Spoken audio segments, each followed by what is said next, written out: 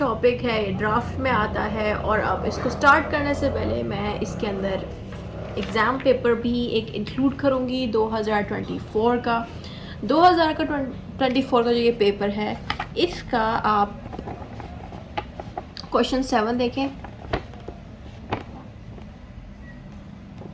यहाँ पे लिखा है what is set of in law, discuss the legal ingredients of set of. ठीक है, तो आप चाहो तो इसको इंग्लिश में अटैम्प्ट करो, चाहो तो उर्दू में। बेहतर यही होगा कि आप इसको इंग्लिश में अटैम्प्ट करो और जो आपको ड्राफ्ट्स आए लाइक जो प्लीडिंग्स आए यानी कि प्लेन और रिटन स्टेटमेंट वो आप उर्दू में कर लिया करो। अगर ये उर्दू में नहीं आपसे हो रही तब भी अटैम्प्ट, तो आपको जो ये क्वेश्चन है रूल्स ऑफ प्लीडिंग इसको आप उर्दू में कर सकते हो क्योंकि इसकी उर्दू आसान है। इवन दो इनको भी अटैम्प्ट करना उर्दू में आसान है, लेकिन मैं आपको कहूँगी कि सेट ऑफ आप इंग्लिश में ही अटैम्प्ट करो क्योंकि वैसे भी आपको इसमें से एक इंग्लिश में अटैम्प्ट करना है और एक उर्दू में। तो ये मैंने चॉइस आपके ऊपर छोड़ दी है, बट मेरा अपना पर्सनल ओपिनियन यही होगा कि आप सेट ऑफ को इंग्लिश में ही अटैम्प्ट करो। ठीक है, तो हम इसको स्टार्ट करते हैं सेट ऑफ को। तो सेट ऑफ का ये चैप्टर शुरू करने लगे हैं अब हम।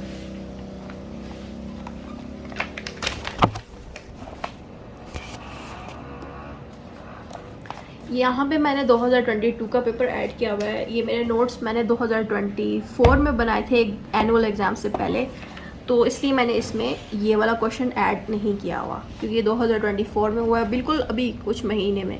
ठीक है, मेरे ख्याल से एक मंथ भी अभी नहीं गुजरा होगा, तो ये पेपर अभी हुआ है, तो इसलिए मैंने इसको इसमें इंक्लूड नहीं किया। तो यहाँ पर मैंने सिर्फ 2022 का पेपर इंक्लूड किया। तो इसमें आपको अंदाज़ा हो गया होगा कि ये सेट ऑफ कितना इंपॉर्टेंट है। 2024 में अगर आ सकता है तो आपके आगे वाले जो पेपर्स हैं 2025 में भी ये आ सकता है। ठीक है, तब हम इसको स्टार्ट करने लेंगे। बिस्मिल्लाहिर्रहमानिर्रहीम।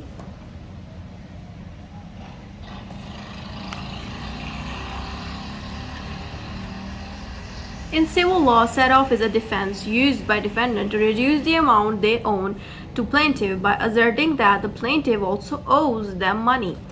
सेट ऑफ का मतलब ये होता है कि अगर प्लेंटिव ने अपने प्लेंट में ये बात बोली है कि डिफेंडेंट ने उसको 5 लाख देने हैं या 10 लाख देने हैं, ठीक है 10 लाख देने हैं, तो उसी जगह पे डिफेंडेंट भी अपनी रिटर्न स्टेटमेंट में ये कह देता है कि प्लेंटिव को तो ठीक है मैंने माना कि मैंने पैसे देने हैं, लेकिन डिफेंडेंट ये भी कहेगा कि इसने भी मेरे 5 लाख देने हैं।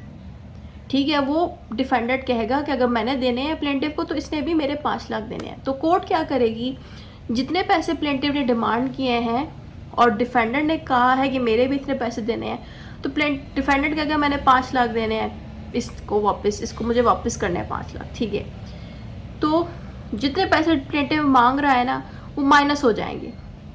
ठीक है, लाइक 10 लाख मांग रहा है तो उसमें से 5 लाख माइनस हो जाएंगे। 5 लाख प्लेंटिव को चाहिए कि वो डिफेंडेंट को दे। इस चीज़ को हम सेट ऑफ कहते हैं। ठीक है, this concept house balances our mutual debts in one legal case leading to a fair outcome. इससे क्या होता है, सेट ऑफ करने से क्या होता है कि दोनों पार्टीज़ का जो भी डेब्ट था वो उसी एक ही केस में ख़त्म हो जाएगा। ठीक है, मिसाल के तौर पर अगर ये प्लेंटिव है, मेरा ये हाथ प्लेंटिव है और मेरा ये वाला हैंड डिफेंडेंट है, अगर प्लेंटिव को डिफेंडेंट को 10 लाख वो मांग रहा है प्लेंटिव डिफेंडेंट से, ठीक है, ऊपर जो डिफेंडेंट प्लेंटिव पे कहता है कि ये भी मुझे पैसे वापस करे, कितने 5 लाख। प्लेंटिव से तो उसको कम ही चाहिए बट प्लेंटिव उससे ज़्यादा मांग रहा है, तो इट मीन्स जितने प्लेंटिव ने उससे मांगे हैं अब वो माइनस हो जाएंगे। ठीक है, अब प्लेंटिव को वो आधे पैसे देगा, सारे नहीं देगा। क्यों? क्योंकि डिफेंडेंट के उसने पैसे देने थे और वो जितने पैसे देने थे उतने पैसे वो उसके क्लेम से माइनस हो जाएंगे। क्लेम मीन कि 10 लाख का उसने क्लेम किया कि मुझे 10 लाख वापस चाहिए, तो 10 लाख में से 5 लाख रिड्यूस हो जाएंगे, वो 5 लाख डिफेंडेंट को मिल जाएंगे जिसने पैसे देने थे, क्योंकि डिफेंडेंट के पैसे प्लेंटिव ने लिए हैं और वो वापस नहीं करा। तो सेट ऑफ से ये होता है कि ज़्यादा बर्डन डिफेंडेंट पे नहीं बनता और डिफेंडेंट का एक तरह से ये डिफेंस बन जाता है। ठीक है,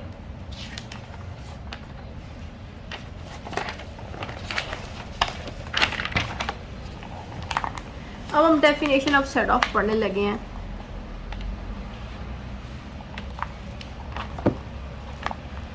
Set off is when a defendant agrees they owe the plaintiff money but claims that the plaintiff owes them money too। यहाँ पे कह रहे हैं कि डिफेंडेंट एग्री करता है कि वो प्लेंटिव को पैसे उसके देने हैं, मतलब डिफेंडेंट ये मान जाता है कि उसने प्लेंटिफ के पैसे देने हैं जो उसने लिए हैं उससे, लेकिन डिफेंडेंट यह भी कहता है कि जो प्लेंटिव है जिसके उसने पैसे वापस करने हैं, इस प्लेंटिव ने इसके भी पैसे देने हैं वापस। कितने अमाउंट देने हैं वो डिफेंडेंट बताएगा, और डिफेंडेंट प्रूफ भी करे कोर्ट को। कोई मतलब मिसाल के तौर पे प्लेंटिव ने डिफेंडेंट से पैसे लिए हैं कोई बैंक स्टेटमेंट के थ्रू, तो वो बैंक स्टेटमेंट प्रूफ करे, कोई ऐसा एग्रीमेंट प्रूफ करे जिस पे कोई प्रूफ लिखा हो कि इसने इससे पैसे लिए। अगर वो प्रूफ कर देता है ना, तो प्लेंटिव ने जितने पैसे से डिमांड किए थे ना, अपने आप वो पैसे रिड्यूस हो जाएंगे। ठीक है। Defendant asked the court to subtract the amount the plaintiff owns from the amount they own to the plaintiff, यानी कि सपोज 10 लाख है, 10 लाख में से उतने अमाउंट माइनस हो जाएगी जितने अमाउंट्स डिफेंडेंट को चाहिए। ठीक है। मिसाल के तौर पे यहाँ पे आप देखें तो ये मैंने ना 10 लाख या 10 रुपये लिखे हैं। ठीक है। प्लेंटिव कहता है कि ये मैं प्लेंटिव का नाम, प्लेंटिव कहता है कि डिफेंडेंट ने इसको 10 रुपये देने हैं। ठीक है। और पास्ट में, माजी में डिफेंडेंट से ना प्लेंटिव ने कुछ पैसे लिए थे, 5 रुपये लिए मिसाल के तौर पे। ठीक है। पास्ट में, और डिफेंडेंट ने इससे मांगे नहीं थे। ठीक है।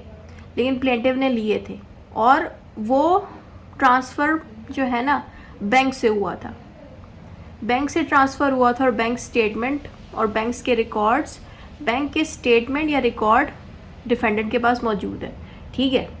अब प्लेंटिव कोर्ट में जाके कहता है कि डिफेंडेंट ने मेरे 10 लाख रुपए वापस करने हैं, तो सेट ऑफ में ये होगा कि डिफेंडेंट कहेगा कोर्ट को कि ठीक है मैं इसके 10 लाख देने को तैयार हूँ, लेकिन प्लेंटिव ने भी मेरे 5 लाख लिए हैं और मेरे पास बैंक ट्रांसफ़र भी मौजूद है और इससे मैंने मांगे थे, इसने नहीं दिए थे, तो अगर ये मुझे मेरे पैसे दे देगा तो मैं भी इसको इसके पैसे दे दूँगा। ठीक हो गया।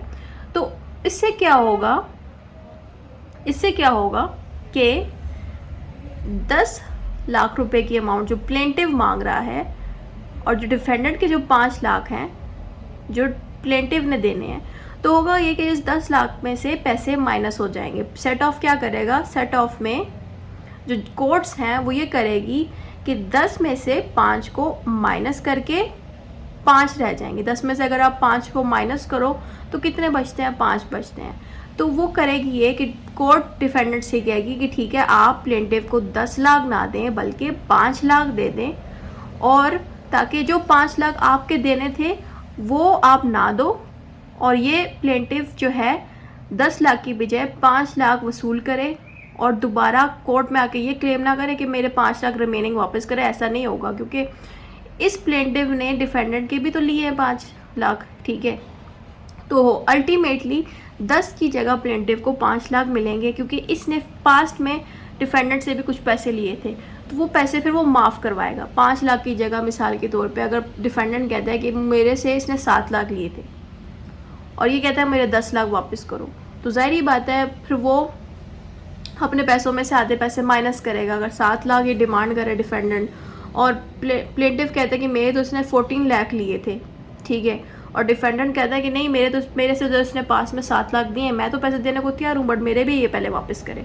तो ज़ाहिर है बता डिफेंडेंट पर 14 लाख की जगह 7 लाख ही सिर्फ अपना प्लेंटिव को मिलेंगे, बाकी के जो पैसे हैं वो नहीं डिमांड कर सकेगा, क्योंकि वो जो बाकी के पैसे हैं वो कोर्ट कहेगी कि आपने इसके नहीं वापस किए, इसलिए आपको आधे ही मिलेंगे, अब आप फ्यूचर में दोबारा से क्लेम नहीं कर सकते। तो इस चीज़ को हम सेट ऑफ कहते हैं कि आपने जो क्लेम मांगा है वो आपको नहीं मिलेगा और उससे आधा मिलेगा, क्योंकि जितने पैसे डिफेंडेंट को चाहिए वो पैसे डिफेंडेंट को आपके क्लेम की वजह से मिल जाएंगे। ठीक है। अब आता है legal basis of set of. Like set of का लीगल बेसिस क्या है। सेट ऑफ इज़ अ, थोड़ा क्लोज कर लेती हूँ। Set of is regulated by laws in civil procedures. For example, in Pakistan, it is covered under Order 8. I think ये 8 है. Yes, it is covered in Order 8, Rule 6 of the Civil Procedure Code. जब आप CPC के bear acts को खोलोगे तो CPC के bare act के अंदर आप Order 6 और Order 8 और Rule 6 जब खोलोगे उसके अंदर आपको सेट ऑफ बहुत क्लियरली मिल जाएगा। ठीक हो गया। मैं इवन बेयर एक्ट्स आपको दिखा भी सकती हूँ, बट उसमें फ़ायदा नहीं है देखने का, क्योंकि उसमें सेट ऑफ का बस एक पैराग्राफ लिखा होगा जिसमें ऐसा आपको कुछ समझ नहीं आएगी। तो सेट ऑफ को आपने इसी तरह ही लिखना है जैसे मैंने लिखा, लेकिन आप रेफरेंस दो लाजमी के CPC के इस ऑर्डर में सेट ऑफ लिखा हुआ मौजूद है, ताकि एग्ज़ाम हॉल में आपके एग्जामिनर को दिखे कि आपने बहुत अच्छे से तैयारी की। और जब आप एग्ज़ाम हॉल में पेपर दो तो आप कोशिश करो order 6 and rule 6 of CPC को हाईलाइट कर दो। तो इसमें this rule outlines how and when a defendant can claim a set of. और ये जो रूल है ना जो भी यहाँ पे लिखा हुआ है, ये हमें ये सिखाता है कि आप किस तरह से सेट ऑफ को क्लेम कर सकते हो, और ये डिफेंडेंट ही क्लेम कर सकता है। फिर उसके बाद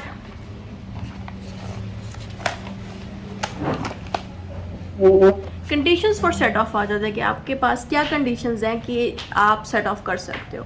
to use set off this condition must be follow, यानी कि जो डिफेंडेंट है वो जब सेट ऑफ करता है उसको क्या कंडीशंस की ज़रूरत पड़ती हैं, तो इनके बारे में हमने अभी स्टार्ट करना है।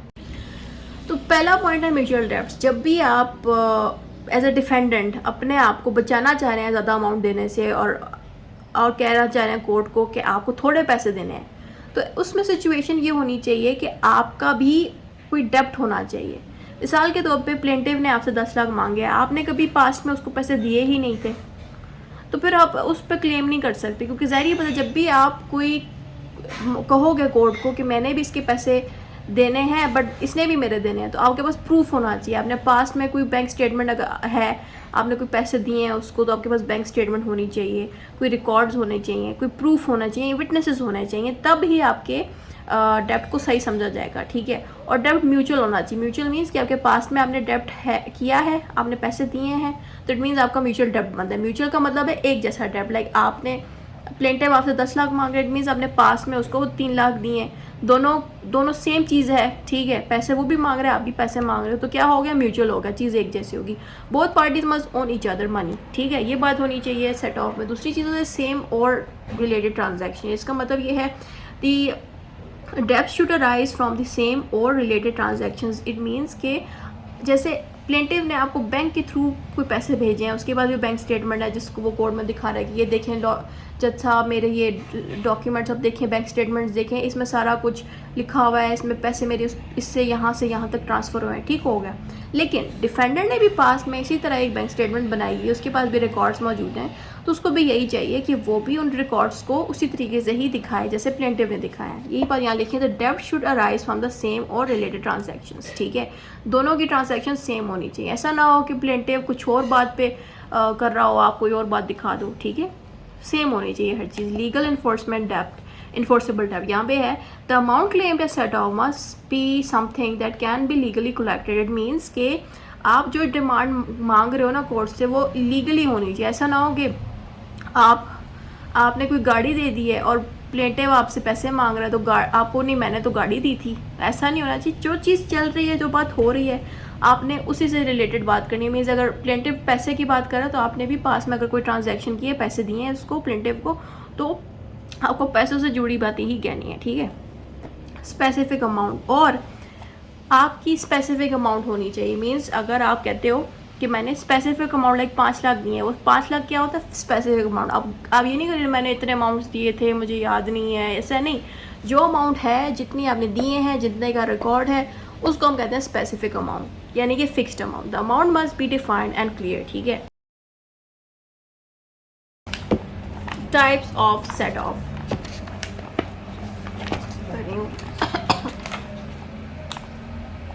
अब 2 टाइप्स की सेट ऑफ होती है हमारे पास। एक लीगल सेट ऑफ होती है, इक्विटेबल सेट ऑफ होती है। इन दोनों के ऊपर मैंने अलग से वीडियोस भी बनाई हुई हैं, जिनमें मैंने इन दोनों को बहुत तफसील से और डिटेल से भी एक्सप्लेन किया है, बट यहाँ भी मैं थोड़ा सा एक्सप्लेन और इनको कर देती हूँ कि ये होते क्या हैं।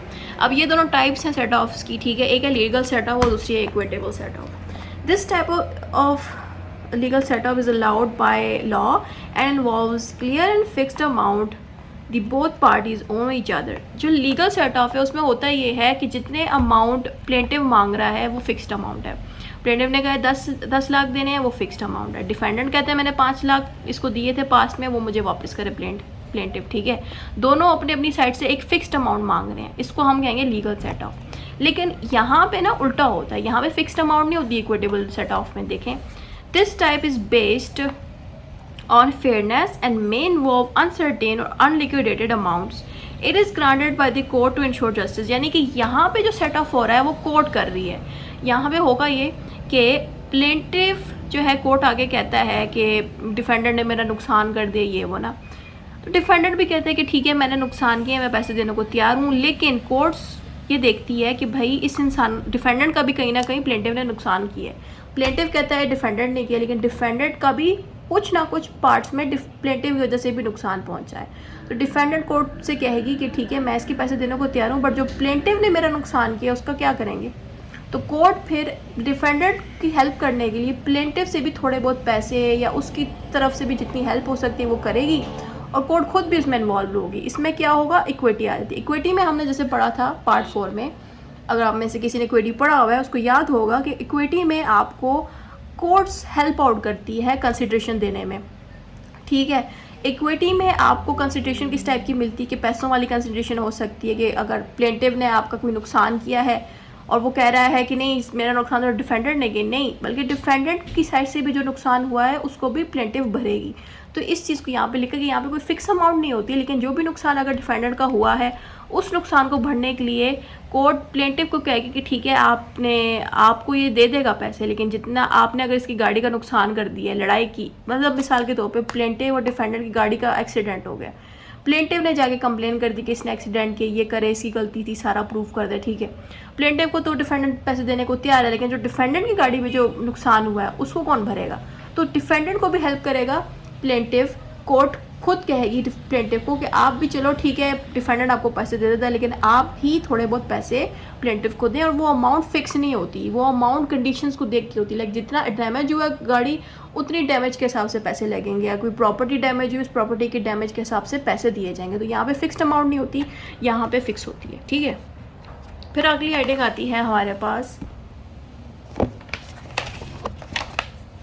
Procedure for pleading set off. अब प्लीडिंग सेट ऑफ मीन्स कि किस यहाँ पे ना प्रोसीजर बताया जाए. प्रोसीजर मीन्स डिफेंडेंट को किस तरह से रिटन स्टेटमेंट में सेट ऑफ को यूज़ करना चाहिए. तो ये वो प्रोसीजर्स हैं. ठीक है, तो यहाँ पे इस तरह से to claim set off the defendant must include in written statement provide details proof the डेप्ट. अब ये जो तीनों पॉइंट्स हैं इनको पहले हेडिंग वाइज हम समझते हैं. ठीक है, तो जो पहला पॉइंट है यहाँ पे लिखा हुआ है इसको हम शुरू करते हैं. इंक्लूड इन रिटन स्टेटमेंट, यानी कि जो सेट ऑफ है ना वो डिफेंडेंट को चाहिए कि वो रिटन स्टेटमेंट में उसको इंक्लूड करे. The defendant should clearly state the set off amount in their written statement. यानी कि मिसाल के तौर पर अगर प्लेंट के अंदर कहता है कि डिफेंडेंट को मेरे 10 लाख देने हैं, तो डिफेंडेंट को चाहिए कि वो अपनी रिटन स्टेटमेंट डिफेंडेंट की साइड से होती है. ठीक है, तो वो अपनी रिटन स्टेटमेंट में पहले ही कहते हैं कि सेट ऑफ की अमाउंट वो पहले से ही उसमें लिख दे. अगर वो सेट ऑफ की अमाउंट नहीं लिख रहा डिफेंडेंट, इट मीन्स वो बाद में कोर्ट से नहीं कह सकता कि मेरे अभी उसने पैसे वापस करने. इट मीन्स अगर वो सेट ऑफ की अमाउंट रिटन स्टेटमेंट में लिख रहा है कि मेरे इतने पैसे जो प्लेंटिव ने वापस करने हैं, तब उसकी इस डिफेंस को सुना जाएगा. Provide details. Provide details means कि the defendant should give details information about the debts, including how it came out and why it should be set off. और मैंने जैसे शुरू में बता दिया था कि आपको अगर एज अ डिफेंडेंट आप पे इल्ज़ाम लगाएं कि आपने पैसे देने हैं, तो आपको चाहिए कि आपने अगर पास में कोई ट्रांजैक्शन इस बंदे को की है, प्लेंटिव को, जब से पैसे मांग रहा है, तो वो आपके पास उसका रिकॉर्ड्स होने चाहिए, नंबर 1. दूसरी चीज़ आपके पास रीज़न होनी चाहिए कि क्यों आप वो पैसे मांग रहे हो वापस. ठीक है, तो ये दोनों चीज़ें आपने रिटन स्टेटमेंट में लिखनी है कि आपको पहले तो रिकॉर्ड्स और एविडेंस साथ चिपकाने होंगे रिटन स्टेटमेंट के, जो जज देखेगा. उसके साथ साथ आपने क्या कहते हैं सारी इन्फॉर्मेशन देनी है कि क्यों आपने वो पैसे दिए थे, किस बेस पे दिए थे, किसको आपने एज अ गार्डियन या छोटी समझ के उसको पैसे दिए थे. वो सारी चीज़ें आपने इसमें लिखनी होती हैं. ठीक है, तब ही आपकी सेट ऑफ को सही समझा जाएगा. प्रूफ द डेप्ट. The defendant must prove that set off claim is valid and enforceable. और डिफेंडेंट की साइड की पार्टी को ये प्रूव करना होगा डिफेंडेंट को कि उसने जो सेट ऑफ मांगा है, यानी कि पैसे वापस मांगे हैं, वो उसने जेन्युइनली मांगे हैं, उसके बनते थे वापस मांगना, उसके पास प्रूफ भी है. तो ये बातें यहाँ लिखी कि वो अपने डेप्ट को प्रूफ करे, एविडेंस दे. उस एविडेंस के रिकॉर्ड यानी कि बैंक स्टेटमेंट, जिस बैंक से ट्रांजैक्शन हुई उसके रिकॉर्ड, सारी चीज़ें वो इस रिटन स्टेटमेंट में लगाए. Effects of set off, effects of set off में ये होता है, if a set off is successfully proven it means के, effect of set off means के सेट ऑफ जब आपका एक्सेप्ट हो जाता है तो उसके क्या इफेक्ट्स होते हैं, आपके केस पे उसका क्या इफेक्ट पड़ता है। तो ये बातें यहाँ लिखी हैं। इसमें नंबर 1, रिड्यूसेस प्लेंटिव्स क्लेम। इससे क्या होता है कि जो प्लेंटिव ने आपसे अमाउंट मांगी होती है उस अमाउंट को ये रिड्यूस कराने में हेल्प करता है। जैसे मैंने कैलकुलेशन करते हुए बताया था 10 लाख में से अब वो 5 लाख देगा, क्यों? क्योंकि 5 लाख उसने वापस करने थे प्लेंटिव ने डिफेंडेंट को, ठीक है, क्योंकि प्लेंटिव ने कहा भाई 10 लाख मुझे दो, डिफेंडेंट ने कहा मेरे 5 लाख पहले वापस करो, ठीक है, सेट ऑफ में। तो इफेक्ट इसका ये होगा कि जो प्लेंटिव ने क्लेम मांगे थे 10 लाख के क्लेम मांगा, तो वो अब उसको 10 लाख की जगह 5 लाख मिलेगा, तो बर्डन कम हो जाएगा डिफेंडेंट का। lowers the amount the defendant owes to the plaintiff by the set off amount. This helps in reducing the burden on the defendant. ठीक हो गया। कैंसल आउट डेप्ट, कैंसल आउट डेप्ट मीन्स कि जो पुराने डेप्ट्स थे, जो पैसे थे जो डिफेंडेंट ने मांगे थे, उसको भी प्लेंटिफ के सर से उतार देता है ये सेट ऑफ, ठीक है। इट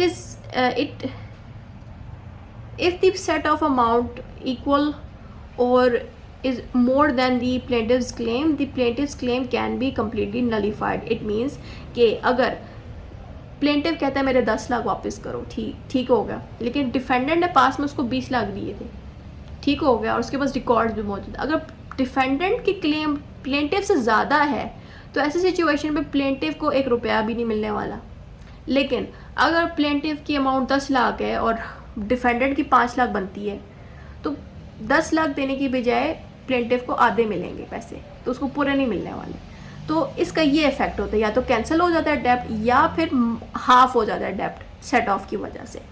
उसके अलावा इसका क्या इफेक्ट होता है, आई थिंक इफेक्ट सिर्फ 2 ही थे, यहाँ पे 2 इफेक्ट्स इसके बनते हैं। एक इफेक्ट बनता है रिड्यूस द प्लेंटिव्स क्लेम, कि जो अमाउंट है उसको रिड्यूस किया जा सकता है, और उसके साथ साथ अगर डिफेंडेंट का अमाउंट ज़्यादा हुई तो कैंसिल हो जाएगा, कोई पैसे नहीं मिलेंगे प्लेंटिव को, या फिर आधे मिलेंगे पैसे जितने बनते हैं, ठीक है। ये बात है इसकी इफेक्ट है। अब आता है जुडिशियल कंसिडरेशन। जुडिशियल कंसिडरेशन अब आ जाती है, इसमें लिखा है when courts evaluate set of claims they look at validity, यानी कि जुडिशियल कंसिडरेशन में होता ये है कि कोर्ट्स किन चीज़ों को देख के अपने डिसीजंस को दिया करें, ठीक है। कोर्ट्स क्या चीज़ें देखे सेट ऑफ में कि वो डिफेंडेंट की साइड ले, ठीक है, ये बातें यहाँ लिखी हैं। तो यहाँ पे लिखा है when courts evaluate set of, यानी कि जब कोर्ट्स सेट ऑफ की ऑप्शन देती है तो वो क्या चीज़ देखती है, पहले तो वो देखती है वैलिडिटी। वैलिडिटी मीन्स कि क्या वो रिकॉर्ड्स जो डिफेंडेंट ने कोर्ट में प्रूफ किए हैं कि मेरे पास में जो मैंने ट्रांजैक्शंस किए हैं वो ये हैं, तो कोर्ट्स को चाहिए कि वो ट्रांजैक्शंस को देखे कि वो ट्रांजैक्शंस के जेन्युइन हैं कि नहीं। ऐसा ना हो कि वो ट्रांजैक्शंस हुई ना हो जो खुद से बना ली हो, ठीक है। Whether both the plaintiff and defendant claim are valid, it means के ज़रूरी नहीं कि डिफेंडेंट ही गलत हो, जो प्लेंटिव है वो भी जो डिमांड मांग रहा है 10 लाख की या 20 लाख के जितने पैसों की, तो कोर्ट्स को चाहिए कि वो प्लेंटिव्स के रिकॉर्ड्स भी चेक करे और डिफेंडेंट्स के भी रिकॉर्ड्स चेक करे, ठीक है। ये होता है वैलिडिटी में। फिर आता है फेयरनेस। फेयरनेस में ये होगा कि ensuring the set of does not result in unfairness. It means कि अगर सेट ऑफ हो रहा है तो कोर्ट्स को चाहिए कि वो चेक करें कि जो सेट ऑफ वो कर रहे हैं क्या वो अनफेयरनेस तो नहीं क्रिएट कर रहे, क्या वो नुकसान तो नहीं कर देंगे प्लेंटिव का, ठीक है। अगर मिसाल के तौर पे प्लेंटिव पैसे जो मांग रहा है और डिफेंडेंट कह रहा है मेरे आधे पैसे वापस करो या मेरे इतने वापस करो, तो अगर कोर्ट डिफेंडेंट की अगर बात मानती है तो क्या उससे प्लेंटिव पे ज़्यादा असर पड़ेगा, क्या उसका नुकसान ज़्यादा होगा, या अगर प्लेंटिव को वो पैसे दे रहा है डिफेंडेंट तो क्या डिफेंडेंट का नुकसान होगा कि नहीं। तो कोर्ट्स को चाहिए कि दोनों पार्टीज़ के नुकसान को देख के चले, ठीक है, कि वो फेयरनेस के साथ कर रहे हैं एक्शन कि नहीं। Compliance, check if the procedure rules and timeline for claiming set off are followed. और यहाँ पे बात बोली जा रही है कि टाइम लाइन देखा जाए कि जो सेट ऑफ अराइज हो रहा है अचानक डिफेंडेंट की साइड से, क्या ये टाइम के ऊपर हो रहा है, क्या ये सही टाइम पे हो रहा है। इट मीन्स कि मतलब अगर कोई 20-30 साल पुरानी बात को अगर आप लेके आ गए हो, ठीक है, तो तब शायद कोर्ट के चांसेस हैं कि वो इतना आपकी सेट ऑफ को हेल्प आउट ना करे। बट अगर कोई ट्रांजैक्शन रिसेंटली हुई है, आपने कोई पास में कोई 2 महीने पहले, साल पहले, ज़्यादा करीब अगर वो बात है और आपने कोई ट्रांजैक्शन किया, तब चांसेस हैं कि कोर्ट आपके सेट ऑफ को अप्रूव कर सके। इसलिए कोशिश करनी चाहिए कि सेट ऑफ में जितना जल्दी आप रिएक्ट करो तो बेहतर है, ठीक है। कंक्लूजन में आपने सारा कुछ जो है सेट ऑफ के बारे में बता देना है, इसमें दोनों टाइप्स भी ऐड कर देने हैं कंक्लूजन में, ठीक है।